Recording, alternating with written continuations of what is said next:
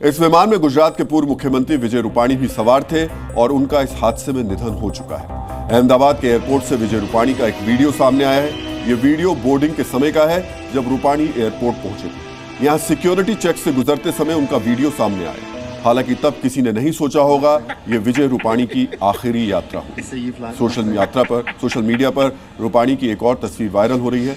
दावा किया जा रहा है ये हादसे के ठीक पहले उसी विमान के अंदर की तस्वीर है, जिसमें एक यात्री सेल्फी ले रहा है और उसमें विजय रूपाणी पीछे की सीट पर बैठे दिख रहे हैं। हालांकि जी न्यूज इस फोटो की पुष्टि नहीं करता है। जो जानकारियां सामने आई हैं उसके मुताबिक प्लेन टेक ऑफ होने के बाद कुछ ही सेकंडों में दुर्घटनाग्रस्त हो गया।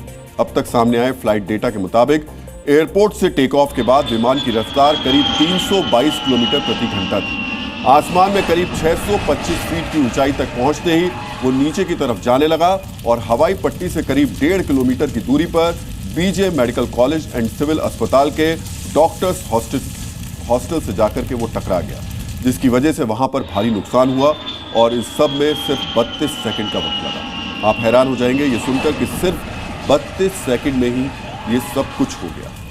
आप सोचे होंगे जब यह हादसा हुआ तब विमान के केबिन में क्या हो रहा था, पायलट और को पायलट क्या कर रहे थे। इस विमान के पायलट कैप्टन सुमित सब्बरवाल और उनके साथ को pilot first officer Clive Kunder थे। कैप्टन सुमित सब्बरवाल ने आखिरी मौके पर मे डे की कॉल दी। ये एक इंटरनेशनल इमरजेंसी मैसेज होता है जिसे कोई पायलट उस समय भेजता है जब उसका विमान गंभीर संकट में होता है या फिर उसे तुरंत मदद की जरूरत होती है। हालांकि एयर ट्रैफिक कंट्रोल यानी एटीसी ने मे डे कॉल का जवाब देने की कोशिश की, विमान के पायलट से जानकारी लेने की कोशिश की, लेकिन इसके तुरंत बाद ही एयर इंडिया का ये विमान क्रैश हो गया। अहमदाबाद के सरदार वल्लभ भाई इंटरनेशनल एयरपोर्ट के इस मैप से समझिए कि कैसे मिनट भर में ये पूरा हादसा हो गया। अहमदाबाद के इस एयरपोर्ट पर सिर्फ एक ही रनवे है जिसकी लंबाई 3505 मीटर यानी 11,499 फीट है। इस एयरपोर्ट के आसपास घनी आबादी वाला इलाका है।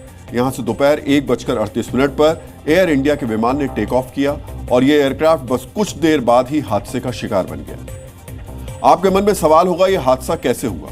किसी भी उड़ान से पहले विमानों की जांच की जाती है और उड़ने योग्य होने के बाद ही उन्हें टेक ऑफ करने की इजाजत मिलती है। इस बीच एक वेबसाइट फ्लाइट रडार ने विमान हादसे को लेकर बड़ा दावा किया है। यह वेबसाइट पूरी दुनिया में एयर ट्रैफिक कंट्रोल की रियल टाइम यानी लाइव ट्रैकिंग करती है। इसके मुताबिक फ्लाइट AI-171 में अहमदाबाद के एयरपोर्ट से रनवे 23 की पूरी लंबाई का इस्तेमाल किया। दावा यह है कि एयर इंडिया का विमान सबसे पहले रनवे के आखिरी छोर तक गया, वहां पर विमान को मोड़ा गया और फिर एयरक्राफ्ट ने पूरे रनवे की लंबाई का इस्तेमाल करके उड़ान भरी। इसके बाद भी यह हादसा कैसे हो गया ये जांच होने के बाद ही पता चलेगा। हालांकि यह हादसा कितना भीषण था ये आप अहमदाबाद में क्रैश की लोकेशन से आई तस्वीरों को देखकर समझ सकते हैं। हैरानी की बात यह है कि इतनी कम ऊंचाई से हुए क्रैश के बाद भी प्लेन के टुकड़े टुकड़े हो चुके हैं।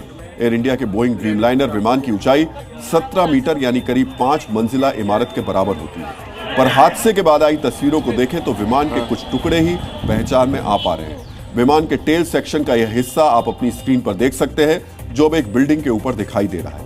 इसी तरह बीजे अस्पताल के डॉक्टर्स हॉस्टल की दीवार में विमान के पहिए का सेक्शन फंस गया, जिससे ये टकराया था वो पूरी तरीके से इमारत जल चुकी है और घटनास्थल को देखकर आपके लिए पहचान करना मुश्किल होगा कि ये कोई विमान हादसा था। जो विमान भीषण हादसे का शिकार हुआ उसमें भारतीयों के साथ 3 अन्य देशों के नागरिक भी सवार थे। कुल 230 यात्रियों में से 169 भारतीय और 61 विदेशी नागरिक थे। इस विमान पर 53 ब्रिटिश नागरिक भी सवार थे। इसके अलावा पुर्तगाल के 7 और कनाडा का 1 नागरिक भी शामिल था। इसके साथ ही विमान के 12 क्रू मेंबर्स भी भारतीय नागरिक ही हैं। इस घटना के सामने आने के बाद गुजरात सहित पूरे देश में लोग दुखी हैं, घटना की वजह जानना चाहते हैं। इस बीच एयर इंडिया ने अपने आधिकारिक ट्विटर अकाउंट की प्रोफाइल फोटो बदल दी है। उन्होंने अपनी प्रोफाइल फोटो को ब्लैक कर दिया है। इस हादसे में मारे गए लोगों के लिए शोक जताते हुए यह बदलाव किया गया।